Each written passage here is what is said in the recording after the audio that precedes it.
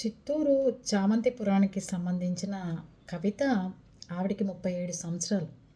ఆవిడకి పెళ్ళి 15 ఏళ్ల క్రితమే పెళ్ళయింది. పెళ్ళయిన తర్వాత ఇద్దరు పిల్లలు, 15 ఏళ్ల పిల్లలు ఉన్నారు.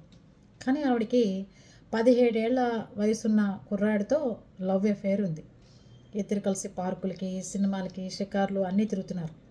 ఈ విషయం ఇంట్లో భర్తకి, అత్తగారికి తెలిసింది. నిర్మలమ్మ వీళ్ళని గమనించి ఇబ్బంది పెడుతుంది.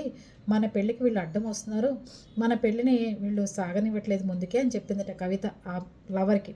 వెంటనే వాడు ఊరుకుంటాడా హీరో? వెంటనే ఏం చేశాడంటే ఆవిడ మొహం మీద కారం కొట్టి ఏదో చేయిపోయాట. ఆవిడ అరిచిన అరుపులకి చుట్టుపక్కల వాళ్ళు వచ్చేసరికి వాడిని పట్టుకుని దేహశుద్ధి చేసి పోలీస్ స్టేషన్కి పంపించారు. ఈ కవిత ఏమో ఇంట్లోంచి పారిపోయింది. ఇది పరిస్థితి. వీళ్ళు ఇట్లాంటి వాళ్ళకి పోక్సో చట్టాలు ఉండవండి. పెద్దవాళ్ళు అయి ఉండి బాల్య చిన్నపిల్లల్ని ఇబ్బంది పెట్టే వాళ్ళకి పోక్సో చట్టాలు అంటున్నారు. మరి మగపిల్లల్ని ఇబ్బంది పెట్టే ఆడవాళ్ళకి కూడా పోక్సో చట్టాల కింద బుక్ చేస్తే పోతుంది కదా. అప్పుడు ప్రపంచం అన్నా మారుతుంది. 37 ఏళ్ళ దానికి 17 ఏళ్ళ వాడు ఏంటండి? బుద్ధి జ్ఞానం ఉండాలి కదా. ఈ రకంగా తయారైపోయింది. 15 ఏళ్ళ పిల్లలు ఉన్నారు, లవ్వరు, సినిమాలు, షికార్లు. ఇది పరిస్థితి. ఇంతకీ అత్తగారి మొహం మీద కారం కొట్టించింది నిర్మలమ్మ గారి మొహం మీద. ఇట్లా ఉన్నాయి ప్రపంచం. ఇక అనవసరం అండి, సన్యాసం తీసుకోండి అందరూ నా మాట విని.